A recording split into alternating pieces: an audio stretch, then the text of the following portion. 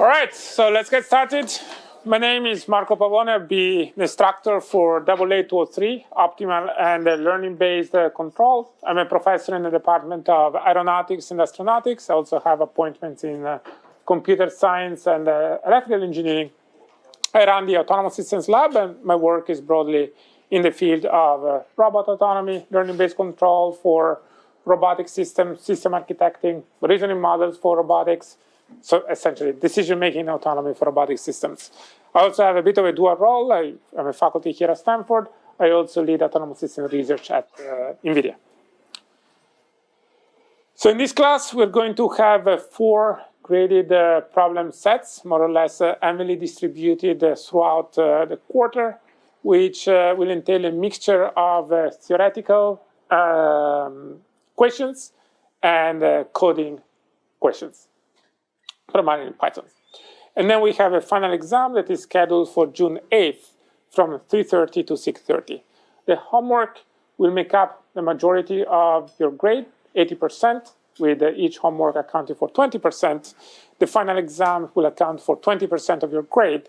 And then we're going to give bonus points up to 5%, depending on your participation on it. For example, if you answer a question of your colleagues in a meaningful way. It's important that you keep up with the homework, but stuff happens. So we are providing 6 free late days that can be used throughout the quarter, and a maximum of 2 late days will be allowed on a given assignment. So try to be a bit strategic in how you use your late days.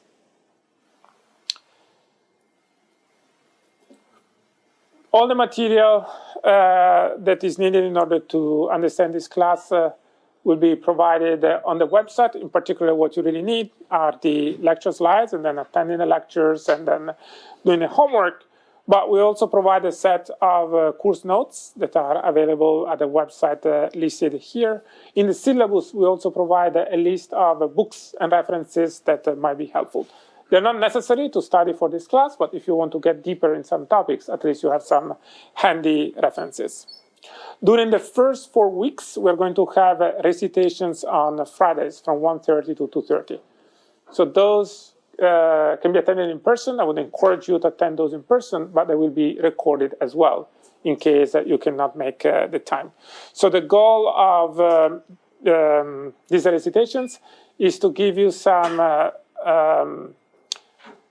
foundational knowledge on some of the tools that we will be using throughout this class, such as, for example, JAX or regression models. If you're already familiar with those topics, then no need to attend the recitations, but in general, it should be a good overview of important tools.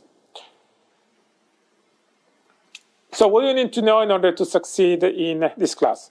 Well, you have to be quite comfortable with calculus.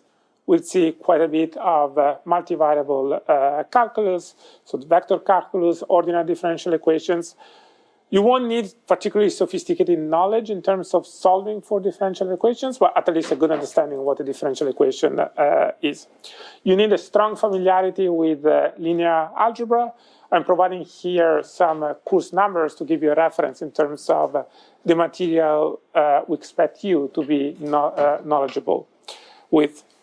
And then it would be great if you have some familiarity with the optimization. It's not necessary in the sense that the class is going to be self-contained. It will just make the class a bit easier for you. Same goes for machine learning and course and control.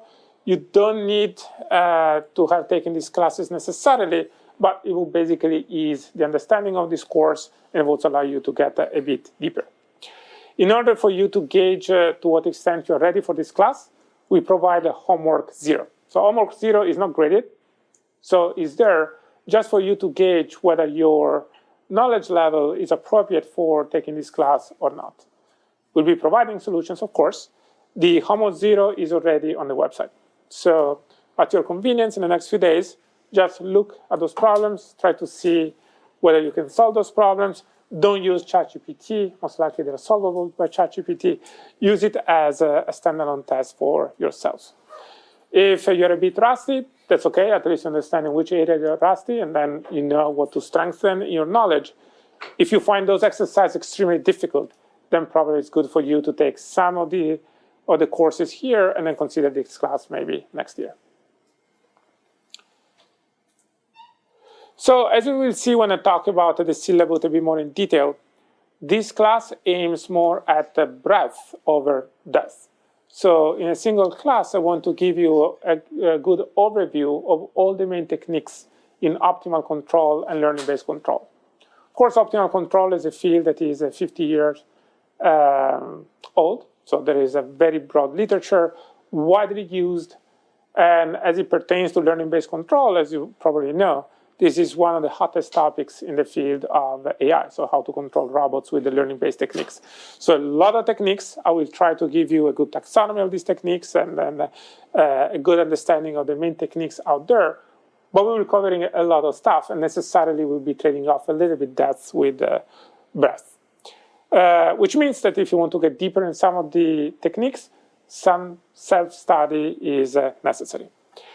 Now, the class is in general considered quite challenging. It's not extreme, but definitely because of the variety of topics we are going to look at, you're going to be challenged in different dimensions in terms of your knowledge of calculus, your knowledge of statistical analysis, and so on and so forth. So be prepared. All right, so any questions so far about the mechanics of the course? Very straightforward. Yeah. What is the schedule for which the homeworks are going to be released? They're going to be released on Fridays.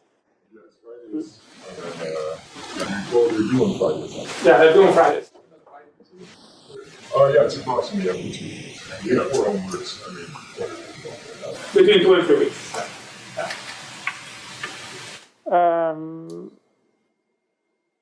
But yeah, they're going to spread out uniformly throughout the quarter. All right, so now that we have a good understanding of the mechanics, so that's a boring part of the class, let's talk about the motivation for this course and the syllabus. So this is a class about control. So I assume that all of you are knowledgeable about the concept of a control, but essentially you have a system, a physical system, but could also be a financial system, and you want to act on the system to make sure that this system has some desired response. For example, you may want to control the stability of a financial market, or you want to control the trajectory of a drone. At an abstract level, you have a system, as again, it could be physical, it could be in the digital sphere, and you have a sensor that allows you to get some information about the state of the system. So if this is a car, for example, the sensor might be a camera sensor that gets an observation about the surrounding environment, plus maybe some additional sensor that allow you to measure, for example, your speed. And then based on the measurement that you get about the state of your system, and based on some high-level goal, referred to as a reference, like for example, you want your vehicle to change lane or going straight at a given desired speed, you use these two pieces of information to synthesize a control action through a function referred to as a controller that is then exerted on the system, and then the system produces an output. For example, the control could be the steering angle and the throttle of a car, and then you have a response, so the acceleration of the car. And then the key idea here is that you keep iterating on this process. So you compute an action, you observe the response of the system, you measure that response, and then you recalculate your control action. As a human, obviously, you do closed-loop control since the time you were born. Your eyes are your sensors, you perceive the environment, you use that information to decide how to move your joints. Your high-level reference would be, for example, I want to go to that door. And then I try to plan my actions and execute those actions accordingly. So that's a standard setup of a control problem. So if you're taking a class in a frequency domain control, so essentially PID controls. That's the plot, the diagram you should be familiar with. Another example is, for example, is if you want to control your room temperature. In that case, your home is the system. The room temperature will be the output. That's what you measure through a thermometer. Your thermostat setting will be the reference. Now you use that information to decide on a gas flow rate and that signal goes into the furnace that then causes a response from the home. The beauty of control is that actually you can be quite judicious in terms of how you model the system. And this model actually could be learned from data. For example, if this was a class in computational fluid dynamics, and then you pose the problem of how do you control or set the temperature of your shower, they would say, well, let's build a thermodynamic model about how the water affects the heat that propagates on your body. In control, we try to be a bit more pragmatic. So that model could be something much more simplified. Or we could bypass a model itself. For example, when you control the shower, basically what is your rule? If you move the knob right, it's warmer. If you move the knob left, that's colder. And that's your model. So there is a lot of judicious reasoning that goes into modeling, and we'll see some of that too. Now, of course, life is hard. So you're setting up your control system, but then you have to face a number of challenges. For example, there might be disturbances that affect the evolution of your system. Like, for example, an aircraft that is flying, and then there is a wind gust that is perturbing your trajectory from the desired or nominal trajectory. Or your sensor may not be perfect, so you might have a measurement noise. So these are all challenges that are well tackled by classical controls of frequency-based control systems, PID controllers. And in general, what are the control desiderata that you would state in a basic control course, like for example, Engineering 105 here at Stanford? Well, you want your system to be stable. There are a few different definitions of stability, like internal stability, external stability. But in general, by stability, we mean that the system doesn't go out of whack. So basically, the system output is under control. It stays bounded. It doesn't do something crazy. We have an objective in general of tracking something. We have a reference signal, for example, the setting for your thermostat. We want to make sure that the home temperature tracks as close as possible that reference signal. We want to reject disturbances, so we are piloting we have an autopilot that is controlling the aircraft. There is a wind gust. We want to make sure that this wind gust doesn't perturb the trajectory of the aircraft too much. And we want the controller to be robust. Robust means that the controller should be able to perform well, even if your model is inaccurate. And of course, your model is always inaccurate. It's never like a perfect replica of the physical system. Or simply, maybe your model is very accurate, but your system is changing through time. Because, for example, the temperature changes and then the response of your actuator might change too. So you want to make sure that the controller is robust to those changes. So you take a class in classical control, such as Engineering 105, and actually you have tools to address all of these desiderata. So what is missing? Well, there are two things that are missing here. First, we haven't discussed at all how much we care about performance. There are many different ways to achieve the objective of stability, but is there a best way to do so? Like, for example, the way that is most economical in terms of how much control effort we spend. Second of all, in this plot here, I'm saying that someone is giving you a reference, but where is this reference coming from? I mean, maybe if you want to control the temperature of a room, it is obvious, but if you want to control the path of an aircraft, where is that path coming from? This is the so-called element of planning, where you want to come up in the first place with that reference signal. And third, learning. So everything we've discussed so far essentially assumes that a model of the system is known, but what if that is not the case? Or maybe it's the case, but as I said, the system might change during operations. So how do we adapt with respect to those changes? So these considerations lead to the core of this class, how we go beyond classical control in such a way that we can broadly address these key considerations. What is the best way to control the system?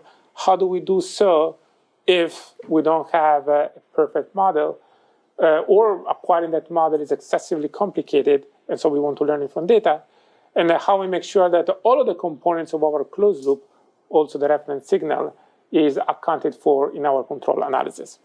So that's really the objective of optimal and learning-based control. Optimality speaks to the performance objective. Learning speaks to the desire of learning a model from data, adapting the controller based on the data that you acquire. As I said, optimal learning-based control has a long history, dates back about 50 years. It started actually during the Cold War.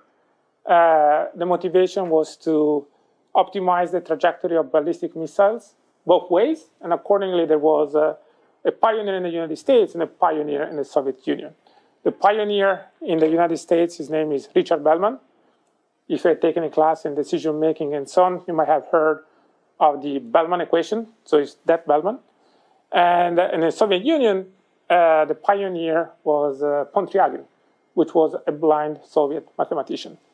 And they developed their theories in a fairly independent ways. Of course, there was not a lot of knowledge sharing at that time. But interestingly, there are a lot of commonalities. I mean, the theories and the methods are a bit different, but there are a lot of commonalities between the two. So this is how our class is going to be structured. So first of all, there is a difference between the notion of open loop optimal control and a closed loop optimal control. We'll discuss this a bit more formally later, but basically in open loop optimal control, we compute a sequence of control actions, and we assume that we're going to blindly follow those, execute those control actions without acquiring further information from the world. Essentially, I want to go to that door, I plan my trajectory, I close my eyes, and then I hope for the best. So that's open loop control. Of course, it has its challenges. So for example, if he stands up and I have my eyes closed, I might crash into him. So that motivates closed loop control, that yes, sure, you plan your action, but with understanding that you're going to constantly close the loop. So measuring and re-optimize your actions. So we're going to first look at methods where we assume an open loop control framework. So why? It seems that open loop is less powerful than closed loop, and that's true. The advantage of open loop is that it's extremely efficient computationally. So it does have an advantage.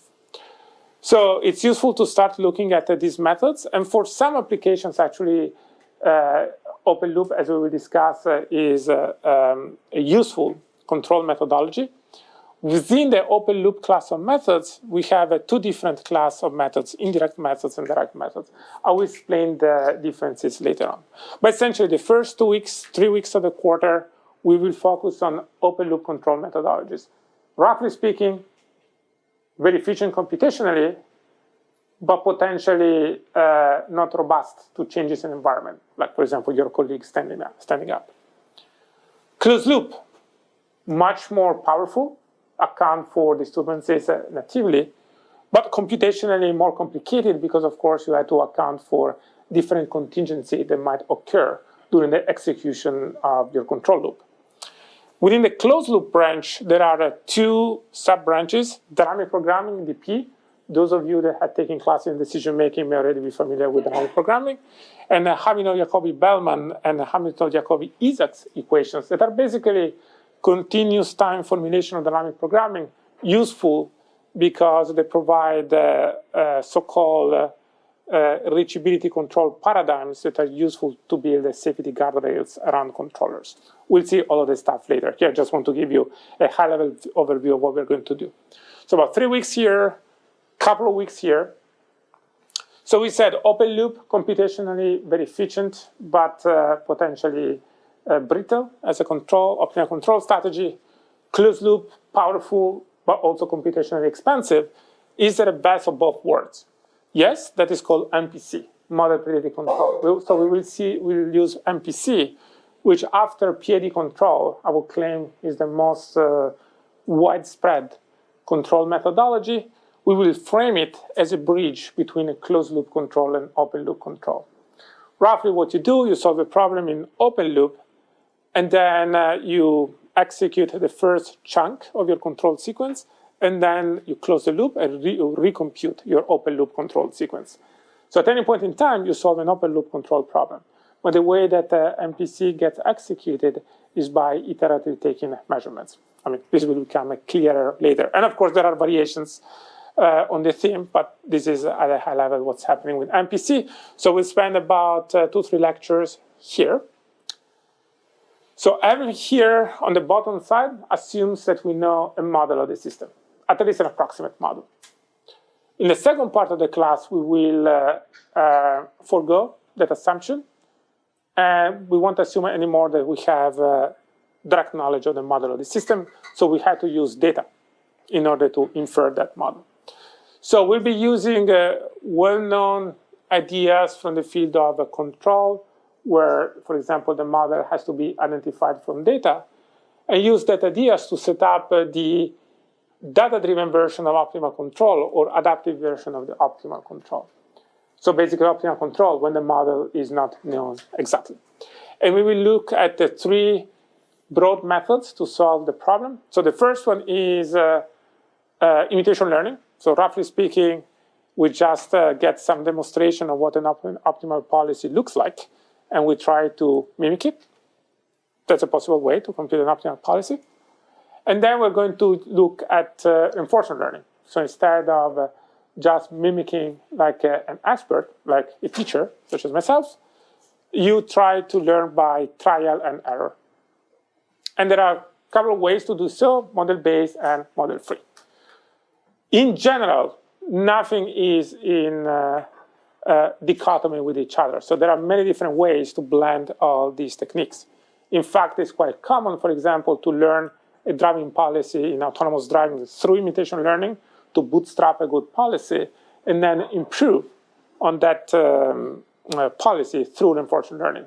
That is also true, for example, for reasoning models for autonomy. You start first with a supervised fine-tuning training pipeline, and then you try to further improve your model with different instantiations of reinforcement learning. So I will highlight different ways of hybridizing these concepts, but please keep in mind that you shouldn't view each concept in competition with each other. There are a lot of ways to blend all these techniques together. So first half of the course, we assume that we know the model. We're going to look at 2 broad techniques, one open loop optimal control, closed loop control, and then we'll look at MPC as a bridge between the 2. Then in the second half of the class, we'll move into data-driven optimal control, and we'll be looking at the 3 main methodologies, imitation learning, and then reinforcement learning through its model-based and model-free implementation. Any questions here? The beauty of this class is that you have a very holistic overview of all the methods. And that's important because in practice, these methods get hybridized. So it's important that you understand model-free reinforcement learning, but you do also understand what more classical direct methods for optimal control entails. In modern robotic systems, we use all of those. Despite the hype that vision language function models are solving everything. Right? Great. So, what is the course goal is to learn the theoretical implementation aspects of main techniques in optimal and learning-based control. So that's why in this course, you're going to have both theoretical exercises, but also practical exercises, mostly through Python. And second, I want to do so by providing a unified framework. So not just classical optimal control, or not just the decision-making version of optimal control, which will be dynamic programming, not just reinforcement learning, but actually an overarching theme that connects all these methodologies so that you as a designer know when to use the best tool. Never get in love too much with a given tool. It's very common for the technologists to really get in love with some version of imitation learning and then use the tool for every possible problem in the world. That's not how robotics or optimal control works. Any questions? Are you excited? So I think we mentioned a couple of methods for Yeah. And so when we're talking about optimal control, are we defining optimal with respect to what are these metrics? Yeah. Yeah. And give me 10 minutes and we'll talk a bit more about the performance index. Performance index, yes, it's up to you. It's up to the designer to decide, but definitely can take into account the desire that your system doesn't go out of whack, for sure. But in addition, might also take into account control effort. So you want to do so, but by minimizing your control effort as much as possible. You might take into account time. You want to do something as quickly as possible. But by the way, that is typically at odds with minimizing control effort. Typically, if you want to do something very fast, you have to spend more fuel. So then there is a question of how do you trade off potentially conflicting objectives. So we'll see in a second how, for the sake of this class, but in general, the field of optimal control, the performance index is derived. And it's a fairly general formulation that allows you to encode many of these considerations, which is a good segue into how do we define an optimal control problem. So I've talked at length about it. What is it? Interestingly enough, so all the methodologies that I've shown you before in that crowded slide, by the way, that will be the agenda that will stay with us for the rest of the quarter. So all those methodologies solve exactly the same problem. And the same problem that I'm going to show to you in a second, its formulation entails three main ingredients.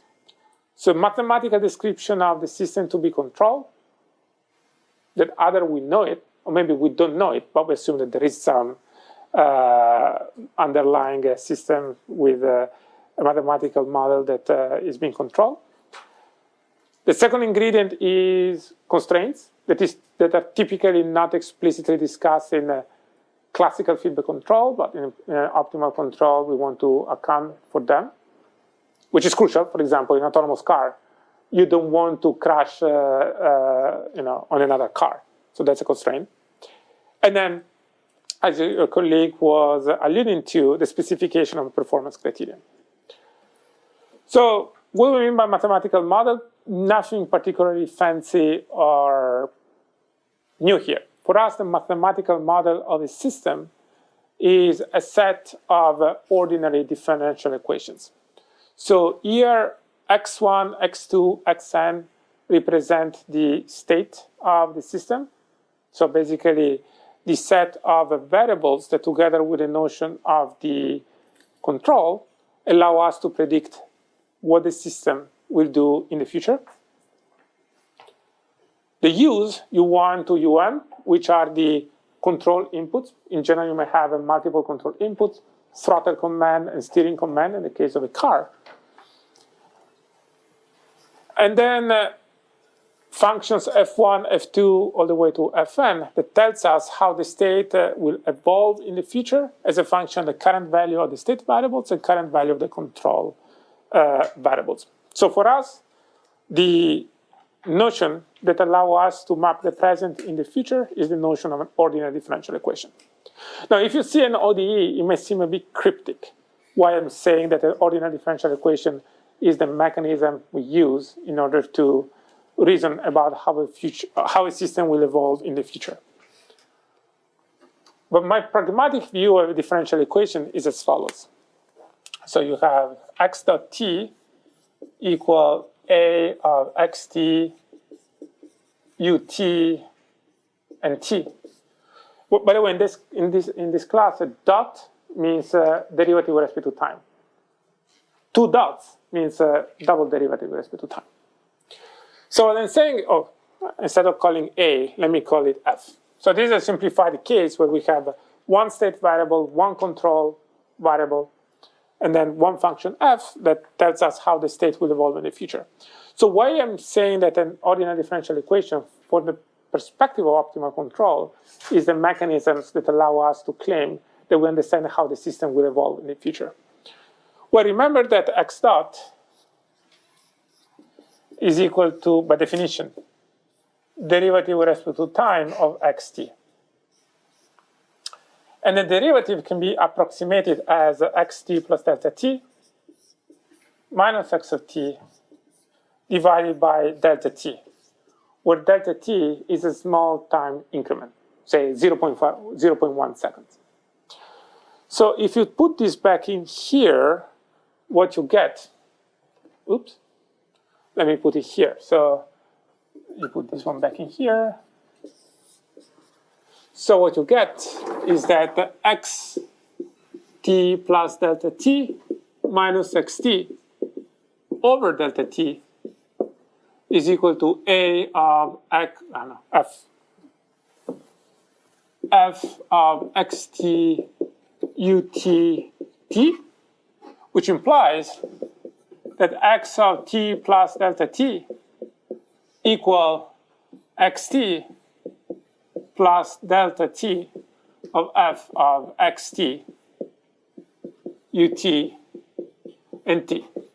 So you see that if you know the value of the state x and the value of the control u, and you know the function f, then you also know what the value of the state will be, delta t time steps in the future.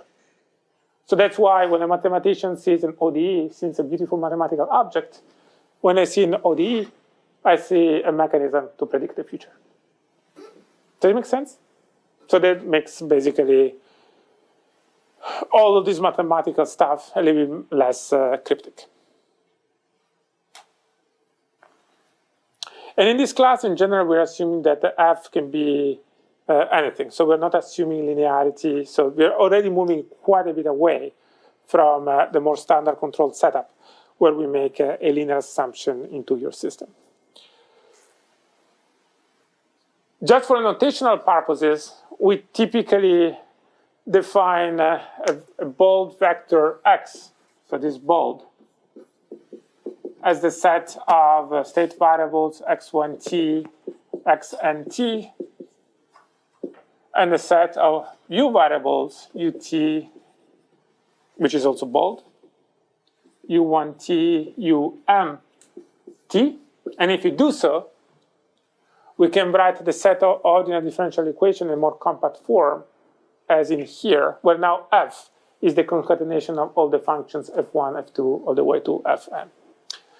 One thing I like to note here is that sometimes this mechanism to predict the future, so what the next state will be, might not only be in a function of time, of state and control, but also an explicit function of time. Which means that in some systems, given the same state and control, depending on when you hit the specific value of the state, and for the same value of control, you might get a different response depending on time. For example, maybe it could be day or night. Your system might respond quite differently, whether you are during the day or during the night, even for the same state and control. A history of control input values is called the control history. So it's just terminology, but we'll be using this terminology quite a bit. A history of state values during interval t0 to tf is called a trajectory. T0 is typically referred to as the initial time of operations. That's the symbol we'll be using. Tf, F stands for final, is the final time of operations.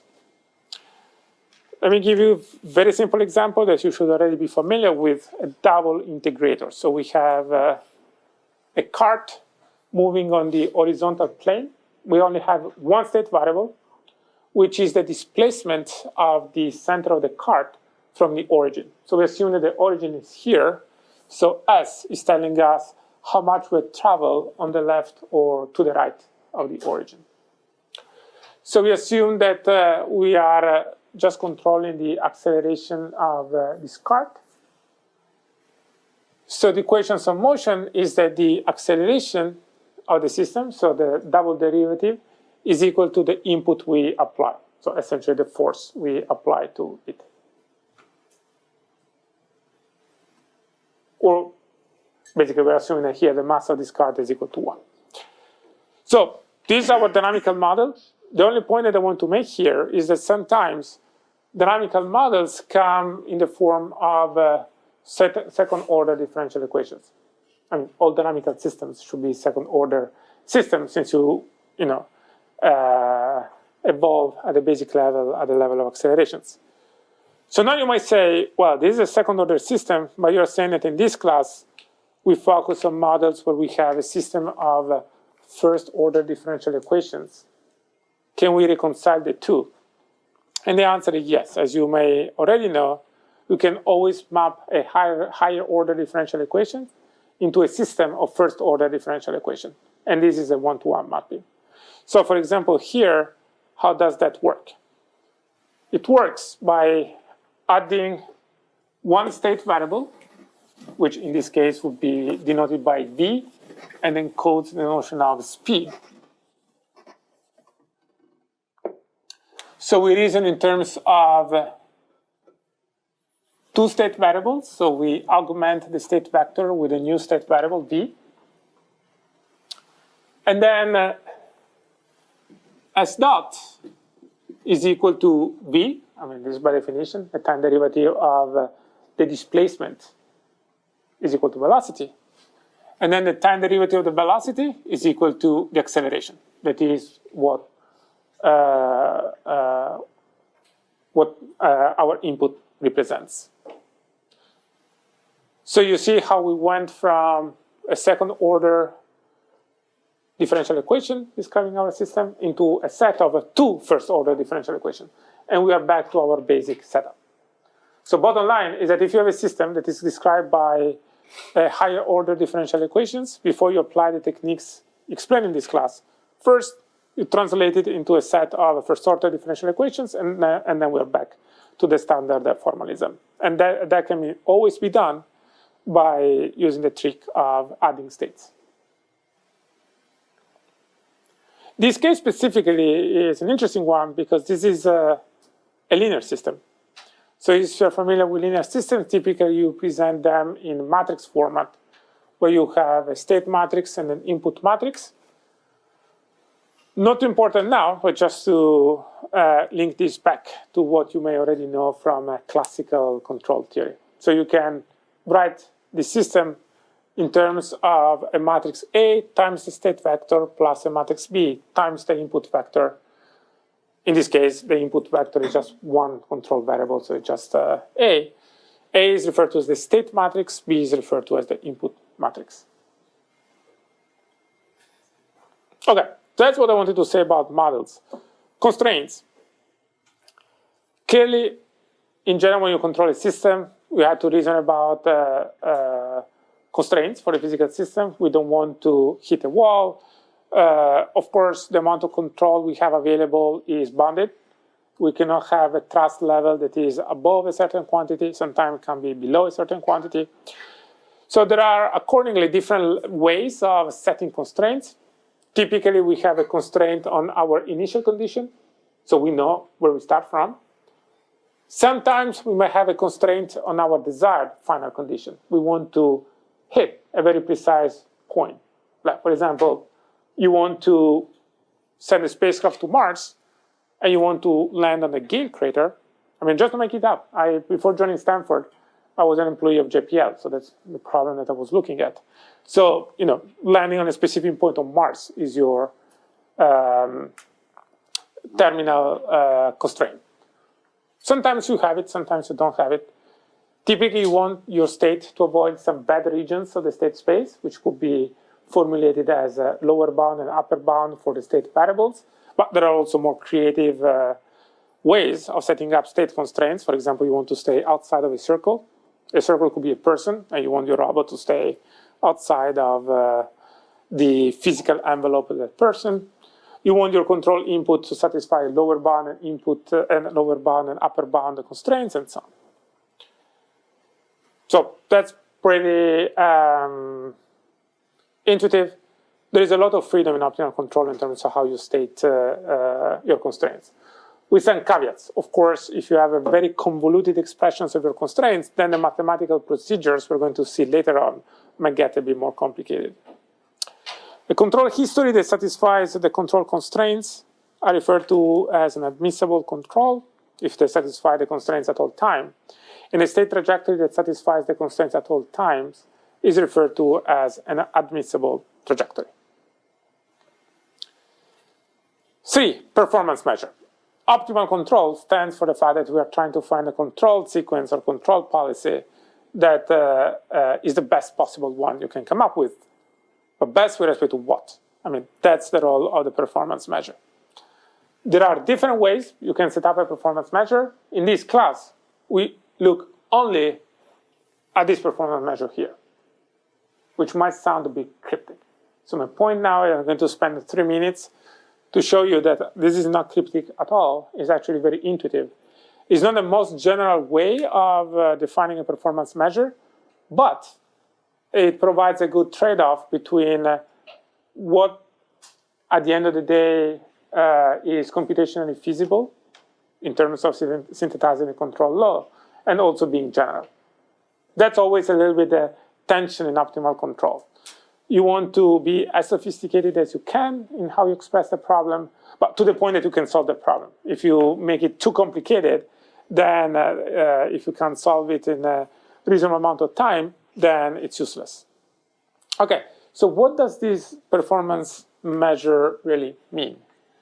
So this performance measure has 2 main components.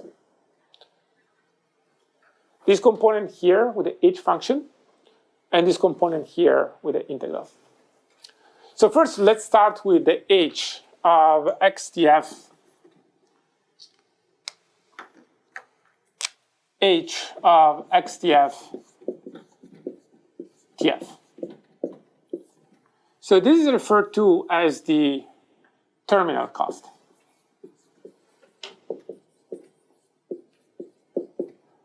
Tf is the final time. As a reminder, we assume that we solve the problem between time t0 to the final time tf, say 10 seconds from now. And so this measures how unhappy we are if, after applying the control sequence we have decided, we end up in state xtf at time tf.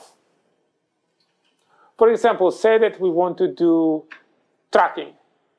Ideally, we want to arrive at a very specific location at the final time, in which case the function hxtf could take the form of x evaluated at the final time, so xtf, minus xf, which is your desired position at the final time, squared. So that if your state under your control hits the state xtf that is equal xf, that is what you want, then this is 0. But the moment there is a deviation, this cost starts growing. So this is an example of how you might use the terminal cost to promote a control strategy that brings you as close as possible at your desired destination, xf, at the final time. Any questions here?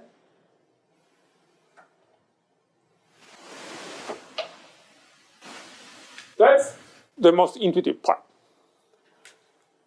This part is a little bit less intuitive. You have an integral. It's a bit unclear what that means. But basically what this means, view g as the cost that you incur per unit of time. And then view the integral as essentially a summation from time t0, when you start operations, to time tf. So basically this models a cumulative cost along your state trajectory. G of xu is the state that you incur at a specific time, actually is the rate at which you incur that cost. If you're in a state x of t and you use control u of t. But of course, you don't care about just the cost that you incur at time 0.1. You care about the cumulative cost in general. So that's why you take an integral. So this first term here models how unhappy you are at the end of operations. This term here is a cumulative cost term that puts together all the costs that are incurred throughout the execution of your control trajectory. So, for example, typical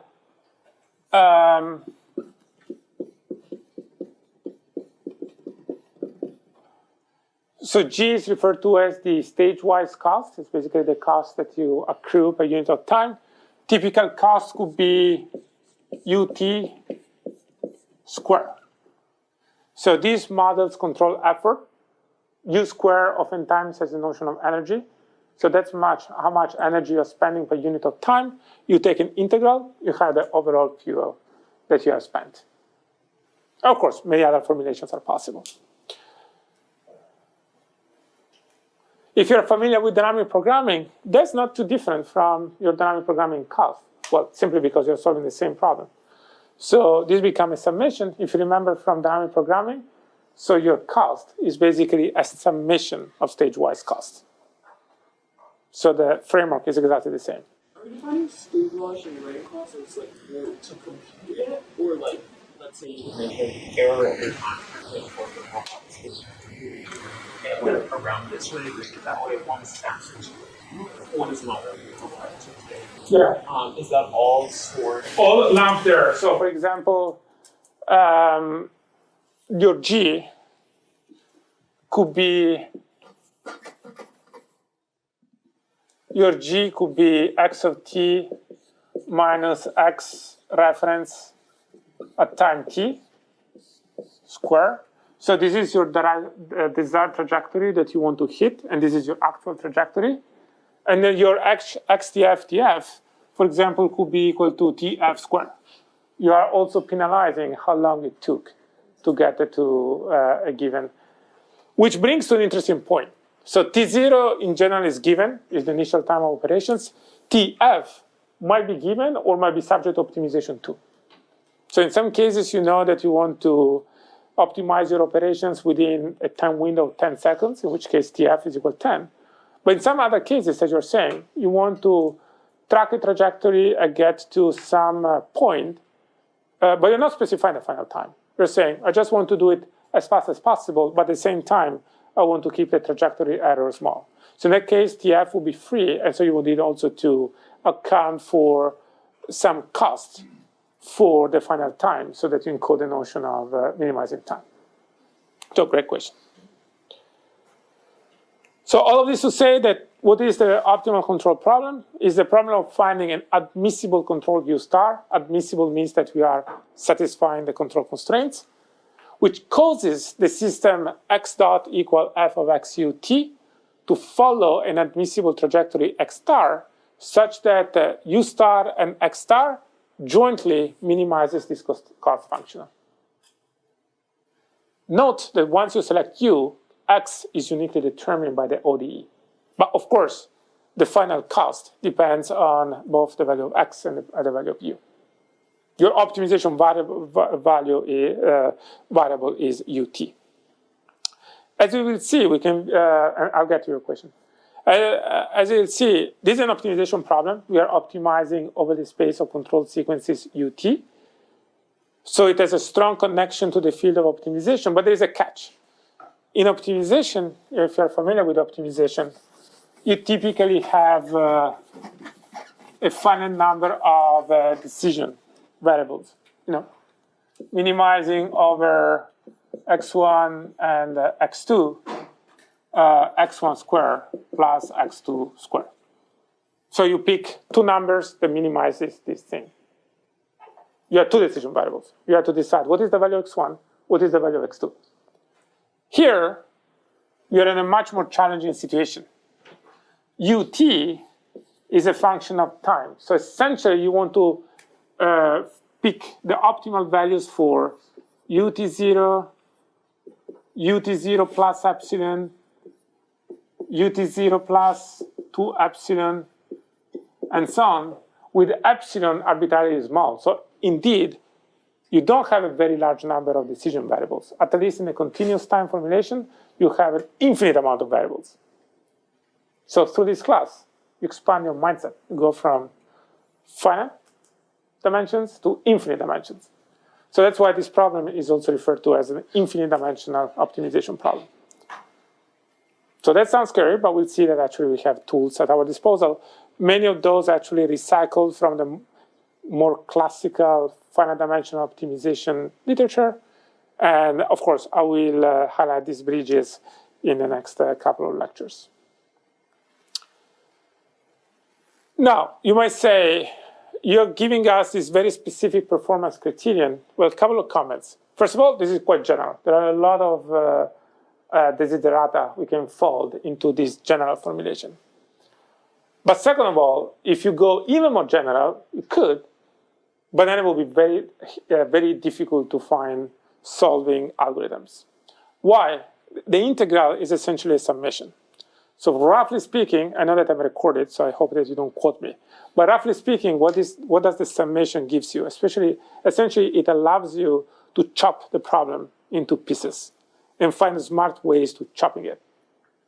For example, this idea of chopping leads, in the case of a discrete time formulation, but there's also an analog for the continuous time formulation, to the principle of optimality. You might have heard of it if you studied decision making, which allows to dramatically decrease the number of solutions that you have to search over. The moment you break this kind of additive assumption, additive structure in your performance criterion, all this structure goes out of the window, and so you can't really use it anymore. Computation becomes extremely challenging. We'll see that a bit better when we talk about principle of optimality and dynamic programming recursions and so on. But for now, trust me that this is a general formulation. There is certainly some structure, and the reason why we put some structure is to make sure that actually we can solve these problems. I was wondering if there was any specific reason we chose to write H separately, because if the integral is cumulative, it already includes the final state as well. Yeah, you're right. In some cases, actually, the cost can be represented both in the final and here. It depends also a little bit on convenience. So a few comments. Here, at least in this formulation, we're trying to find a global minimum, even though sometimes we have to be happy with a local minimum. We do have challenges. So in addition to the fact that it is an infinite dimensional problem, it is not guaranteed that actually a solution exists. And if it exists, it's not guaranteed to be unique. So this poses some challenges that we'll see in terms of how we solve these problems. Another point is that even though we solve this problem as a minimization, if you have a maximization problem, you can always convert it to this formalism, because every maximization problem can be written as a minimization problem with a minus sign in front of the objective. Interestingly, does it make sense? So if you want to maximize something, it's equivalent to minimizing the minus thing that you want to maximize. And here you start seeing a little bit of a shift. So in the control theoretical community and the computer science communities have developed slightly different terminologies. So for example, in control, we refer to the performance index as J, and we call it cost. In computer science, this is referred to as the reward, is referred to R, and the goal is to maximize. I leave it to you the psychological considerations about why community looks at maximizing things and another one minimizing things. But my point is the same. Or for example, in terms of notation, in control, we refer to the state as X. In computer science, is referred to as S. In control, we refer to control as U. In computer science, it is referred to as A, action. Yeah, I'm iterating through all of them. And this is the start of the quarter, so who knows what happens at the end. Okay, so. Anyways, we'll mostly be using this notation, especially for the first 2/3 of the class. But for the last third, we'll switch to this notation, just to be a little bit more similar to papers and publications. But I just want to make sure that you don't get tripped. I mean, we're talking about the same things. X, S, U, A, R minus J. So a couple more things before we switch to the first real topic of this course. Forms of optimal control. This is something that I already have alluded to. And here we have to be careful. This seems to be a fairly nuanced difference, but extremely important, and people get tripped over and over. So I mean, there are even senior researchers that sometimes do not really properly appreciate the difference between open loop control and a closed loop control. So as I mentioned, you can do control in two ways. You can either think of optimizing U purely as a function of a time and initial condition, or U as a function of the current state and the initial condition. As explained, it's almost impossible to understand what I'm saying. But again, let me do an example. So the same example as before. I want to go to that door. Optimizing a function of only time is equivalent to, this time here, I optimize a sequence of steps. So basically the sequence of steps for my legs. And then I close my eyes, so I do not allow myself to measure anything about the current state of the word. And at time t, I'm going to use the pre-computed action u star of xt0 t, no matter what happens around me. So if your colleague stands up, I'm going to just crash into him. So that's open loop control. Open because you don't have this notion of loop closed or true method. Closed loop control, you try to optimize over U over a broader class of possible trajectories. Of course, this is a subset of this, right? Not only those that map a time into a given control, but also take into account any possible states that you might visit. So this is a much more powerful way of parameterizing a control trajectory, because it's telling you not only what to do if anything goes nominal, so you don't stand up, but also what I should be doing if something goes off nominal, so you stand up. Of course, to do so, I had to keep my eyes open in order to measure the state. Pi is referred to also as policy. The policy is the notion of a function that maps the state into an optimal control action. Just a quick question, is E a nomenclature that is used for open loop, or is that Pi, super common. E, somewhat arbitrary. Different people have a slightly different notation. I would say that Pi is the gold standard for the closed loop policy. For open loop, no, also because typically the initial condition, the dependence on the initial condition is just assumed, so it's not even made explicit. Here I'm just doing it to be pedantic. And so people just write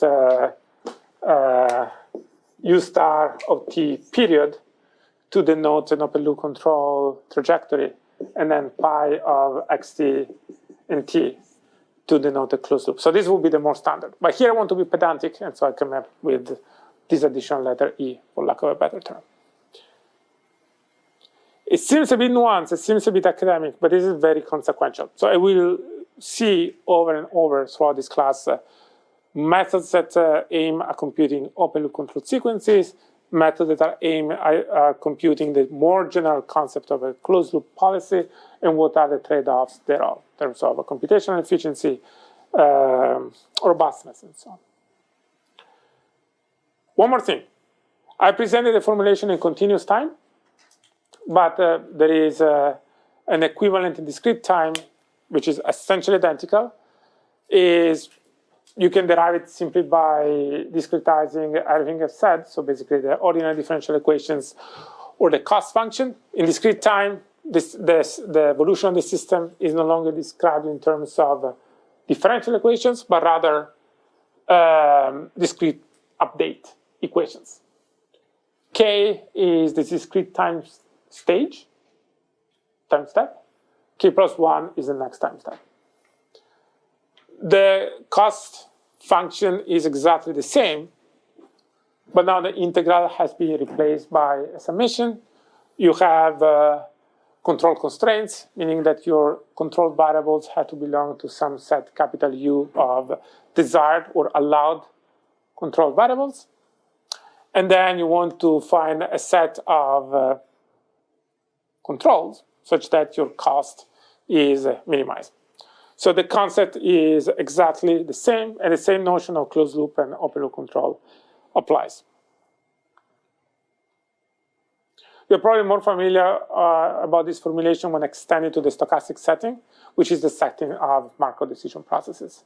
So we'll look at that formulation a little bit later on in the class. But for now, for the start, we'll focus more on deterministic formulation. Any questions? Yeah. On the previous slide, before we talked about control, you mentioned that the open loop version E is for a particular initial state value. Yeah. What exactly does that have to do with whether it's open loop or closed loop, or is there no relation to it? I mean, the closed loop is also a function of the initial state value. But in addition to that, it's also a function of all the future state values. So basically, it's telling you how to act optimally from all possible state of the worlds. Keep in mind that the state of the worlds may not just be modeling where you are, but also where you are with respect to everyone in here, and a control action.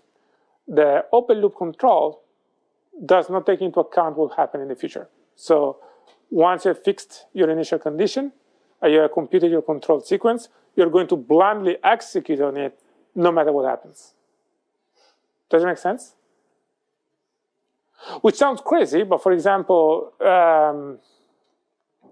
if you want to optimize the trajectory of a spacecraft that goes to the moon, maybe it's fine actually to consider an open loop control sequence.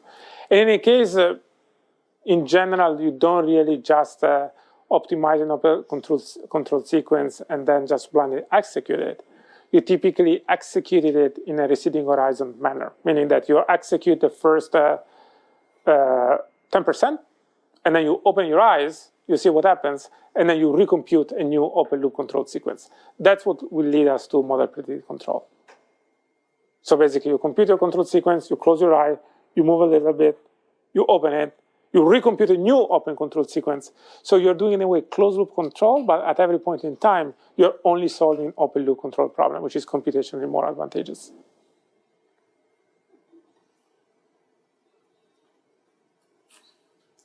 It's not too difficult, but as I said, there's a bit nuance, one can easily get confused. So throughout this class, you'll see a lot of examples. So by the end of this class, will become super obvious. Yeah.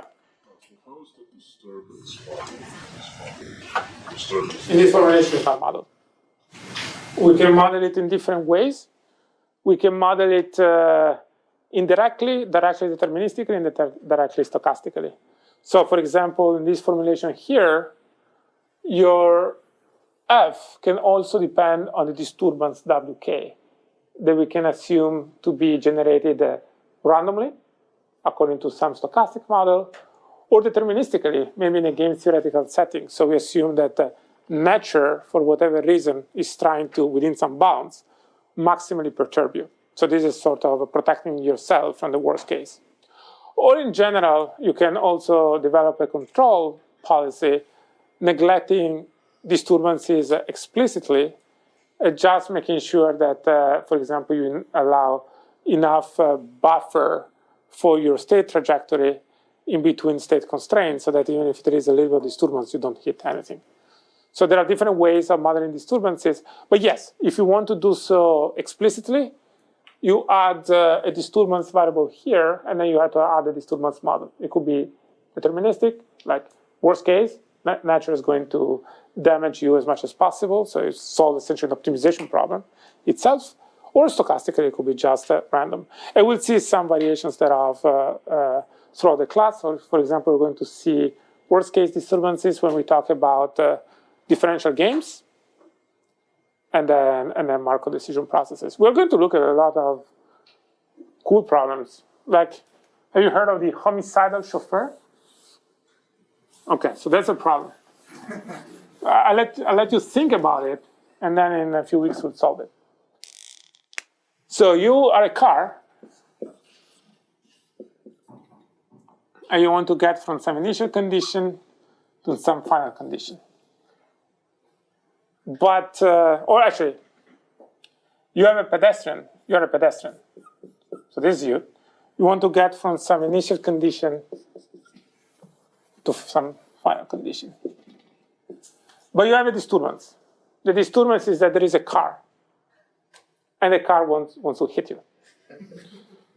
So you might say, oh, the situation is desperate because the car can go faster than you, but you are taking this class, and you know how to exploit the dynamics. So what's the difference between a car and a pedestrian? That a car can go faster than you, but a pedestrian is omnidirectional. So basically, you can turn over yourself, right? So instead, a car cannot move diagonally. So at best, can compute this type of trajectories. So the problem would be, what is the set of initial conditions that allow you to get to the final condition without a car hitting you? That's one way of solving it. That's one famous optimal control problem. There are also some others, like the lady in the lake, where you are swimming. There is a lady that is trying to swim to the fence, but then there is a monster that is trying to chase her. I mean, there are a lot of things we're going to see. So that's the worst case part. And there is also the we'll see how to solve all these problems. Great. So just a few minutes left. So what we're going to do in the next couple of lectures or so is to take a step back, recognize that optimal control, at the end of the day, is an optimization problem. Very difficult one, because in general, we are solving either a very high-dimensional problem or even an infinite-dimensional problem, but still an optimization problem. So we take a step back. We look at the topic of classical optimization, so optimization with a reasonable number of variables. We look at what are the main tools available there in terms of necessary optimality conditions, computational methods to solve an optimum. And then throughout the rest of the class, we'll see how we can leverage to that intuition to develop approaches that are tailored to our more general optimal control problem. Does it make sense? Seems there is an approach. Let's first look at the easier problem first, and then see if there is anything we can use to solve the problem we care about. So what I mean about a classical optimization problem. The simplest possible, well, it's not the simplest, but one of the simplest possible version is referred to as unconstrained nonlinear programming. You're given a function f, you're given a vector x that belongs to Rn. So this is a vector of n decision variables, so n numbers that you get to pick. I lost the red one. That was the only one that was working. Did you steal it? Where is it? The red one. So x1, x2, dot xn. So this is your vector of decision variables. You have to assign a number to each one of these terms, like 0.3 here, 0.6, no. And so you want to find the assignment to those n decision variables that minimizes the function f of x. This is referred to as unconstrained optimization. Typically, we assume that f is continuously differentiable, so we can take derivatives, and sometimes it is twice continuously differentiable. So what does it mean for a point to be an optimum? First of all, we have two types of optima: local minima and global minima. Local minima means that a point, x star, is a local minimum if when you move around that point, the function f has a higher value, larger value. A point is a global minimum if a point x star is a global minimum if there is no other point or no other assignment for the state variables, they will achieve a lower cost for f. More mathematically, we say that a point is a point or a state or assignment of variables x star is a local minimum if there exists a neighborhood of x star defined by the distance between x star. So this symbol is the symbol of a norm, so a distance. So there is a neighborhood around x star, so all points that are displaced by x star no more than epsilon. Within that neighborhood, the cost of the function, the value of the function f is lower than f of x star. So this is x star. This is for a square norm, the set of points whose distance from x star is less than epsilon. We're saying that x star is a local minimum if I pick any point from here. So let's call it this x. F of x is greater than or equal to f of x star. It may be the case that if I pick a point here, f of x is less than f of x star. So that's why f of x star might just be a local minimum, but not a global minimum.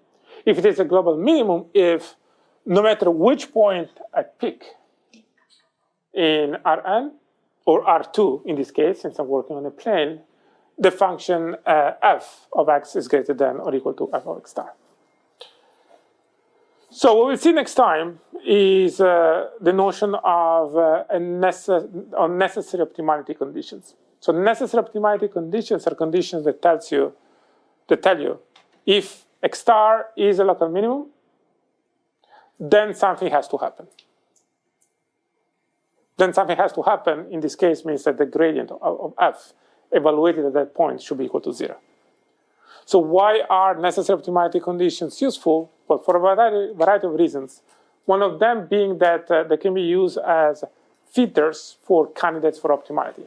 You just look at all the points that satisfy those necessary optimality conditions. Hopefully there are not too many. And then you brute force them, you compute the value for each one of them. The one that achieves lowest value has to be the minimum. That's one way of looking at necessary optimality conditions. So we'll derive those. It'll take us about 15 minutes. We'll see that actually for this class of problems, the necessary optimality condition is that the gradient of f has to be equal to 0. Later on in the class, we'll see that this notion of necessary optimality condition ports over to the optimal control problem. Unfortunately, the condition will be a bit more complicated, but the notion is going to be the same. So we're going to do that, and then we're going to look at still classical optimization, but where we also account for constraints. So we want to compute a point that is a minimum of f subject to some function h be less than or equal to a number, which brings us closer to the optimal control formulation. All right, so see you on Wednesday.